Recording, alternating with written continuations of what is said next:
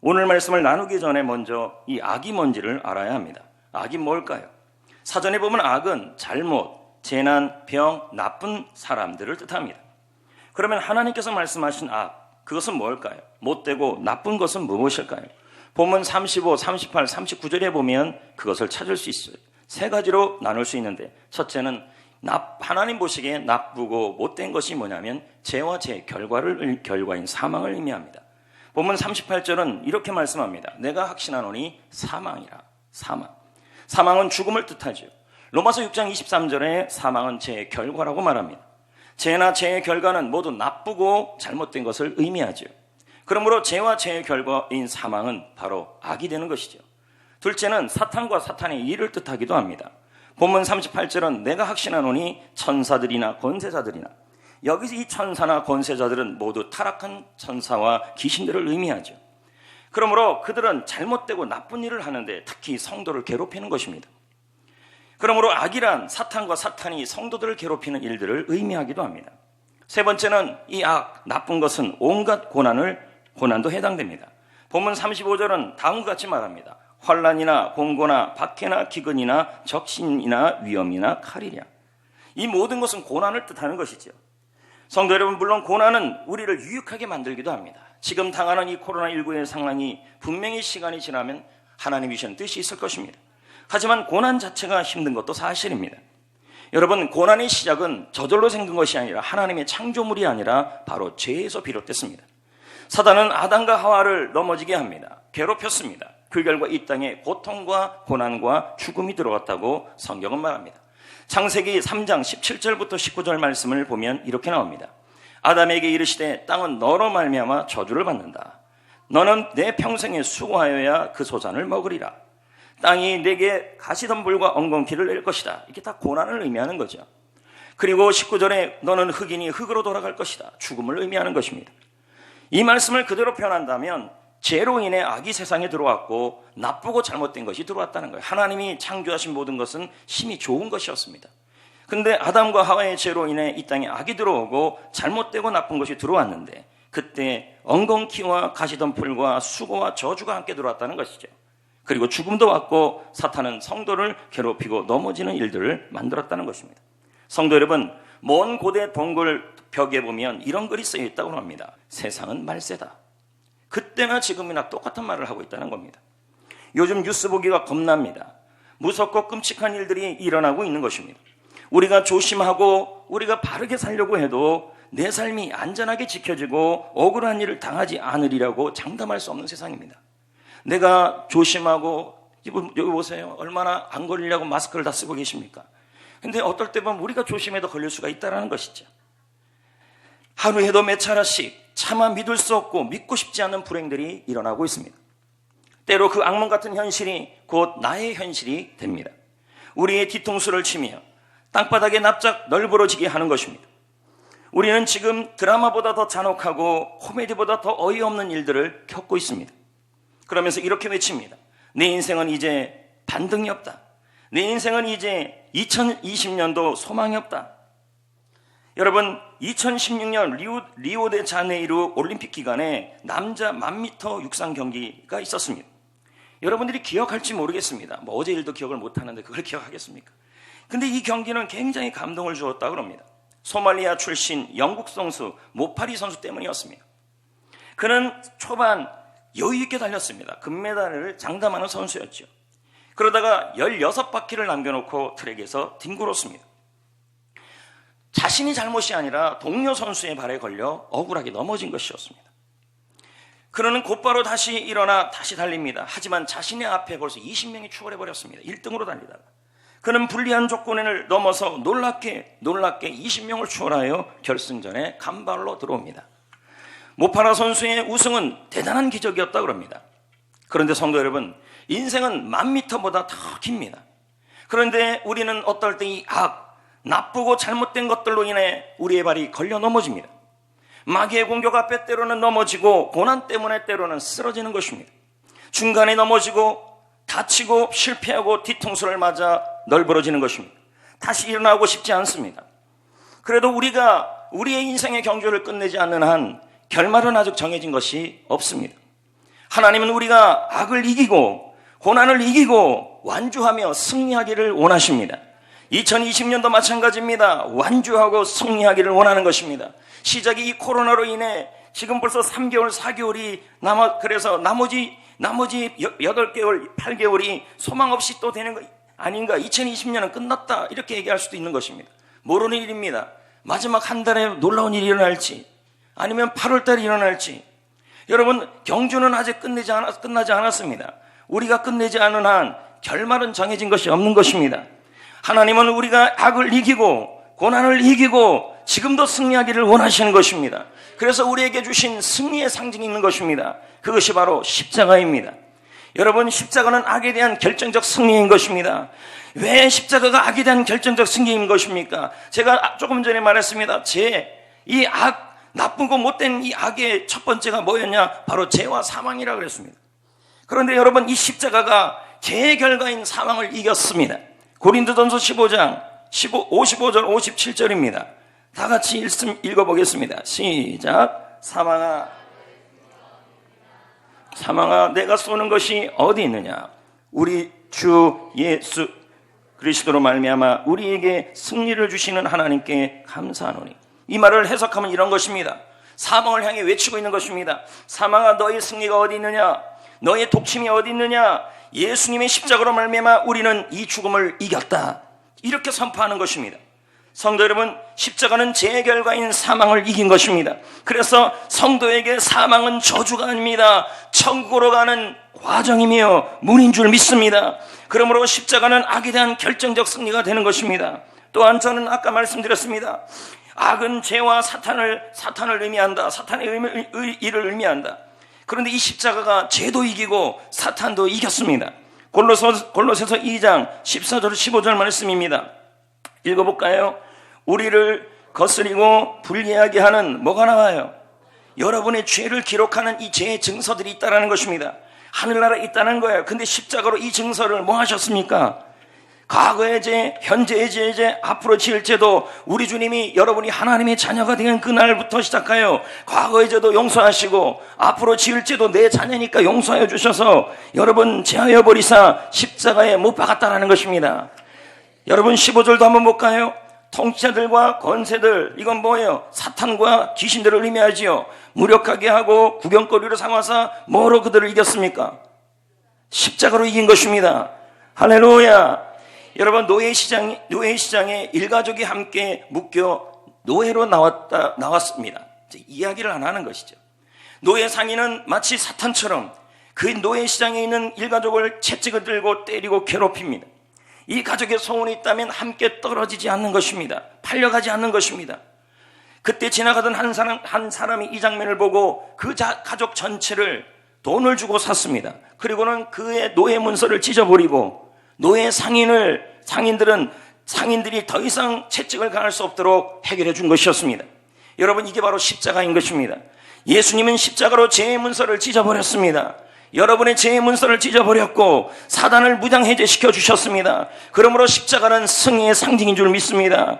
악에 대한 승리인 줄 믿습니다. 세 번째, 십자가는 고난을 이겼기 때문인 것입니다. 갈라디아 3장 13절 제가 읽습니다. 그리스도께서 우리를 위하여 뭘 받았습니까? 저주를 받으사 율법의 저주 안에서 우리를 뭐 했습니까? 속량하였다. 그래서 나무에 달린 자마다, 십자가에 달린 자마다 저주 아래 있는 자라.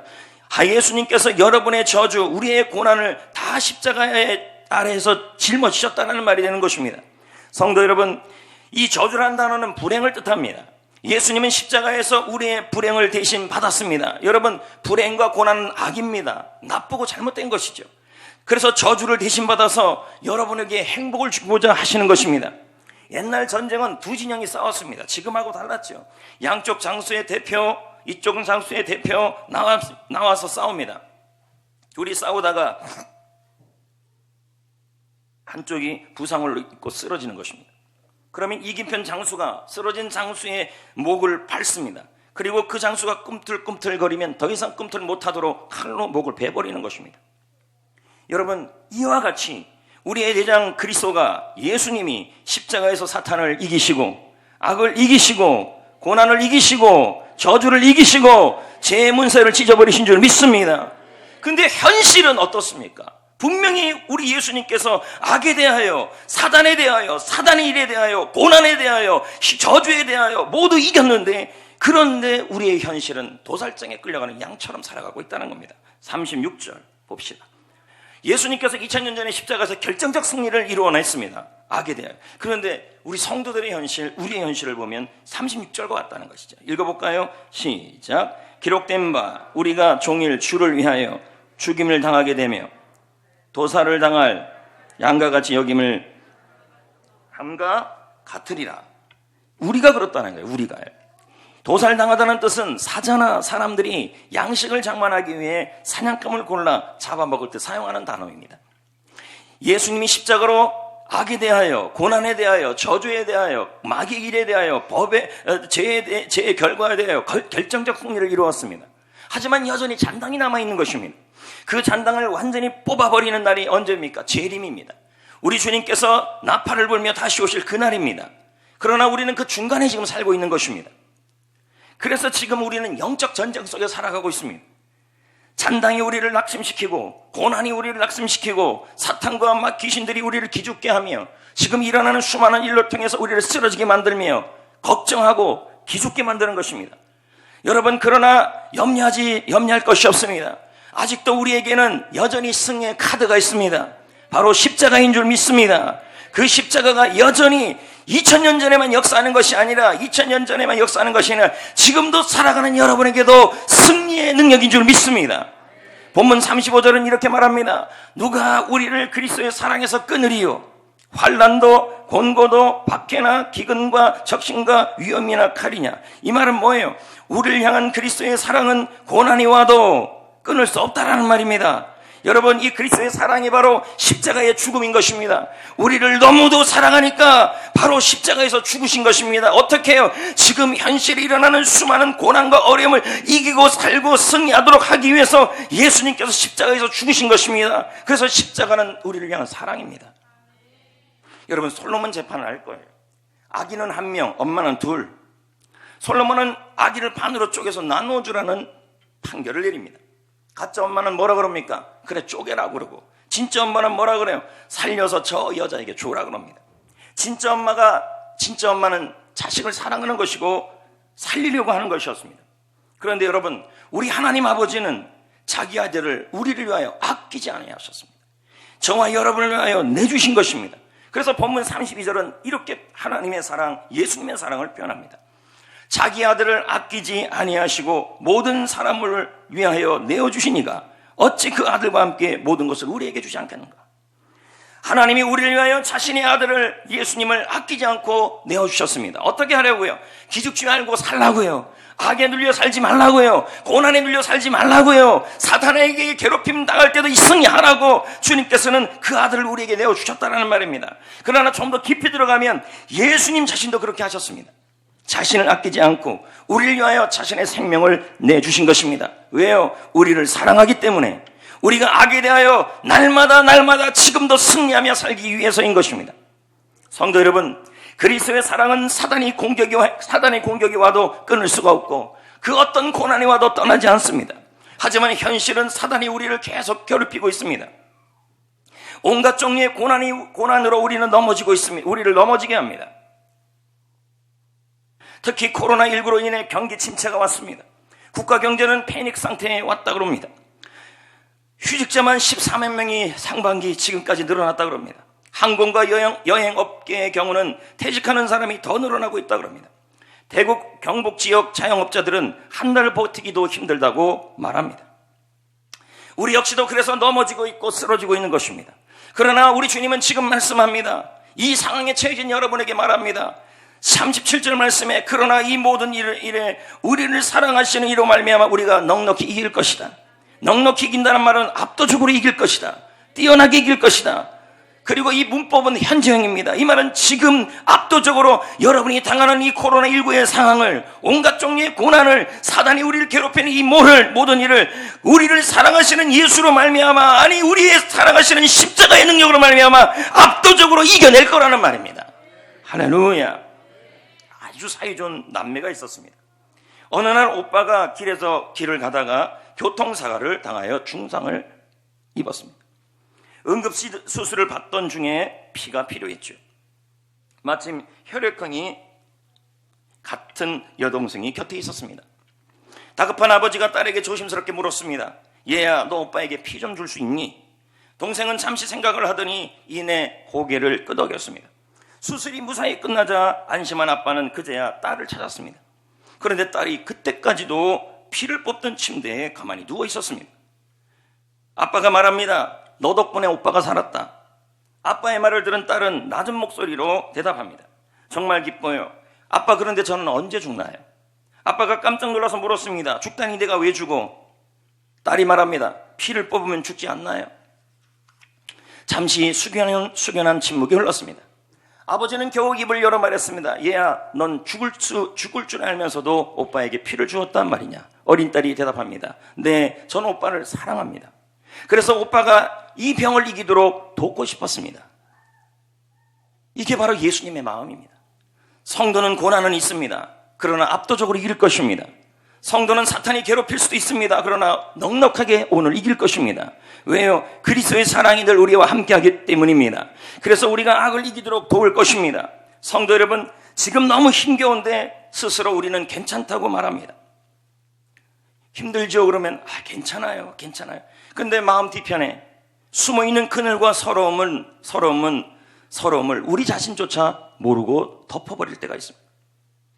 아무도 내 아픔을 몰라준다고 여겨질 때가 있습니다. 그때 나보다 내 고통에 더욱 가슴 찢으시는 우리 예수님이 곁에 계십니다. 날 위하여 뜨거운 피와 눈물을 흘려주고 계십니다. 우리가 이 고통을 이기고 이 환난을 이기고 이 나쁘고 잘못된 것을 이기도록 이 상황을 이길 수 있도록 주님께서 도와주실 것이라는 것입니다. 고린도후서 2장 14절은 말합니다. 항상 늘 지금도 우리를 그리스도 안에서 이기게 하신다. 그리스도 안에서라는 말은 그리스도의 사랑이 우리와 늘 함께하고 있다는 말입니다. 그리스도의 사랑, 십자가의 사랑이 그래서 우리가 고난을 이기도록 환난을 뚫고 나올 수 있도록 환난 중에 고난 중에 나쁘고 힘든 이 상황 속에서 우리가 이길 수 있도록 옆에서 함께함으로 이기도록 도와주신다는 말입니다.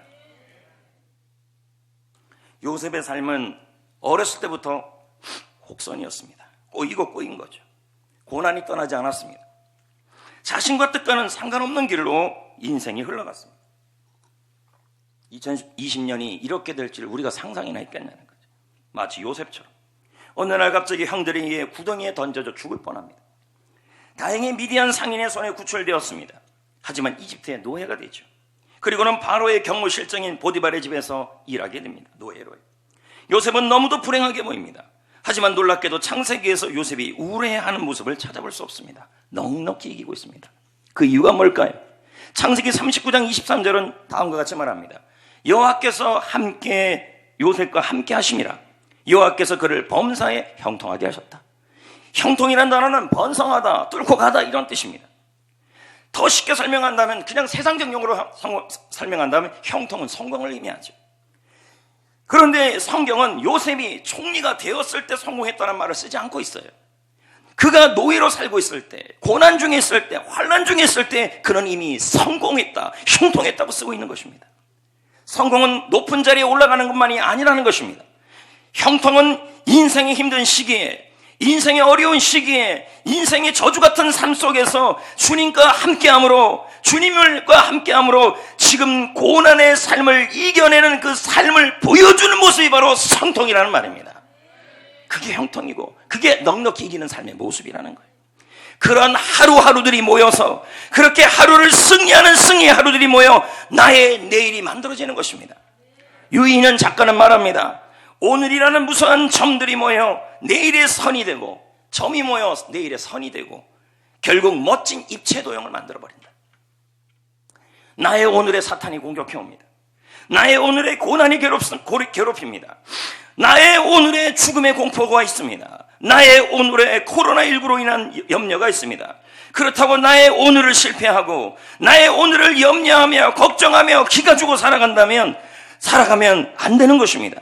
나의 오늘을 실패하면 나의 오늘을 하루를 승리해야 하는 것입니다. 십자가의 카드를 붙들고 오늘을 이겨내야 하는 것입니다. 그럴 때 나의 내일이 나의 멋진 선이 되고 멋진 행복의 입체 도형이 되는 것입니다. 할렐루야, 할렐루야, 할렐루야. 성공하고 승리하고 이겨내는 사람은 가장 힘든 시기에 십자가의 사랑을 붙들고 주님의 사랑을 붙들고 그 고난을 이겨내는 삶을 보여주는 것입니다. 그게 진짜 형통이에요. 너무너무 힘든데 기가 주고 살아가는 것이 아니라, 다운돼서 살아가는 것이 아니라, 저 사람은 분명히 암이에요, 병이에요, 병이 너무 많아요. 그럼에도 불구하고 하나님이, 예수님이 함께하고 악을 이기시고 고난을 이기신 예수님을 믿고 신뢰함으로 그 상황을 이겨내는 모습을 보이는 것이 바로 형통이란 말이에요.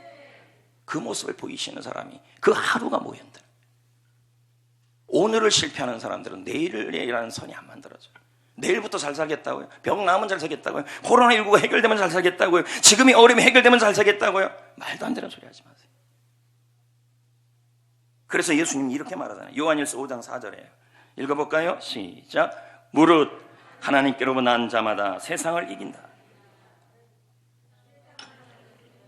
십자가가 고난을 이기고 악을 이기고 사단의 일을 이기고 지금의 상황을 이기고 나의 상황을 이기는다는 것입니다. 그것을 뭐 하라는 거예요? 믿으라는 거예요. 그것도 오늘 지금 고난이 있어도 악이 있어도 억울한 일이 있어도 사단이 괴롭혀도 몸이 아파도 오늘 십자가로 이기는 승리의 모습을 보이라는 말이에요. 믿음이라는 단어는 비슷했습니다. 신실하다는 뜻이죠. 이건 쉽게 포기하지 말라는 거예요. 십자가의 승리를 믿고 나의 오늘을 승리하면 오늘 나의 오늘을 포기하지 말고 살아가라는 겁니다. 왜요? 나의 하루는 그냥 지나가는 것이 아니라 내가 잘 살든 못 살든 그 하루는 하나님 앞에 모두 쌓여서 나중에 결과로 나타난다는 거예요. 그래서 항상 그리스도 안에서 이기라는 거예요. 십자가로. 믿음은 버티기예요. 한근영 작가가 말하잖아요. 믿음은 버티기라고. 가끔 레슬링 경기를 보면 마지막 5분이 진짜 재밌다고 그럽니다. 한 선수가 5점을 얻었어요. 상대방은 3점이에요. 이제 남은 시간은 3분이에요. 5점을 얻은 선수는 3분만 버티면 돼요. 그런데 3점 얻은 선수가 역전을 위해 포기하지 않아요. 1초를 포기하지 않아요. 1분을 포기하지 않아요. 3분을, 2분을 포기하지 않아요. 포기하지 않고 열심히 해요. 그러다가 상대방을 잡고 뒤집어 갖고 역전하는 것이죠. 그게 레슬링일 때가 많아요. 성도 여러분, 우리의 싸움이 이와 같습니다. 예수님은 우리의 대장이시고 십자가로 승리를 이루었습니다. 결정적 승리를 이루었습니다. 하지만 폐잔병들이 집요하게 공격해오는 것입니다. 지금도 코로나19의 상황으로 고난으로 가난으로 기근으로 적신으로 그리고 수많은 악한 일로 인해 나의 오늘을 무너지게 하는 것입니다. 그래서 이런저런 일이 있고 힘들면 그냥 누워있자, 그냥 쓰러져 있자, 그래서 그 하루를 그냥 포기해버리는 것입니다. 왠지 아십니까? 사탄이 그렇게 하는 이유가 왜 고난이 그렇게 다가오는지 아십니까? 나의 오늘만 사탄이 무너지게 하면 나의 내일도 무너지게 되는 것이고 그렇게 되기 때문인 것입니다. 그러나 우리에게는 승리의 카드가 있다고 말씀드렸습니다. 바로 십자가입니다. 십자가는 능력입니다. 지금도 구원을 주시는 능력이며 지금도 승리를 주시는 능력인 것입니다. 그러므로 십자가의 승리를 붙들고 담대하게 이 상황을 잘 살아가야 하는 것입니다. 나중에 코로나19가 해결되면부터 잘 사는 것이 아니라 지금부터 오늘부터 고난이 있어도 어려움이 있어도 환경이 어려워도 아파도 병들어도 십자가의 승리를 붙들고 담대하게 하루를 승리하셔야 합니다. 고린도전서 16장 13절은 말씀합니다. 깨어 믿음에 굳게 서서 남자답게 강건하여라. 왜 안 나와요? 그래, 뭐 나올 때가 나오겠죠. 십자가의 승리를 굳게 잡고 용기를 내며 아침마다 예수님의 승리를 선포하며 지금부터 여러분 멋지게 눌리지 말고 기죽지 말고 살아가야죠. 기죽어 살지 마세요. 그러면 나의 내일도 이미 끝난 거예요. 나의 하루는 잘 사든 못 사든 하나님 앞에서 쌓입니다. 내 상황이 이러니까, 내가 아프니까, 내가 못났으니까, 내가 저주받아, 내가 고통 중에 있으니까 이거 다 해결되면 그때부터 다 해결되면 아니라는 거예요.